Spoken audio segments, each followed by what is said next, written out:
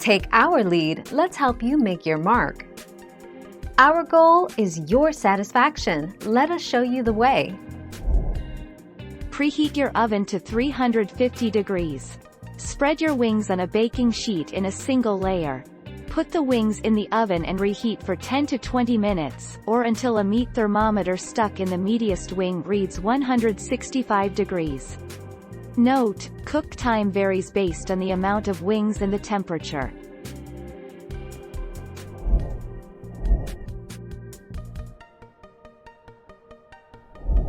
Let's help you make your mark. For truly crispy skin, turn the oven up to 425 to 450 degrees during the last 20 to 30 minutes of cooking. Or, broil the wings for 2 to 3 minutes on each side.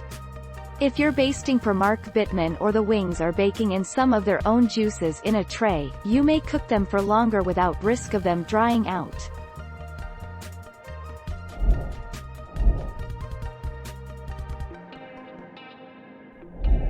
Make your mark, take our lead. Lemon pepper boneless wings are the best. Bone-in wings are pretty decent, but the boneless ones get really soggy. They tend to drown both in sauce, so if you like them really saucy, I'd say go for it.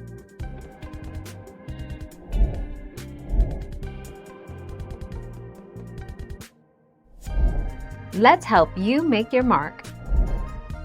How to reheat chicken wings in an air fryer. Reheat cooked chicken wings in an air fryer at 360 degrees Fahrenheit for 4 minutes. Turn the heat to 400 degrees Fahrenheit and cook for 5 more minutes. This will bring the chicken to its original crispy state. Thank you for watching. Please subscribe and hit the bell notification.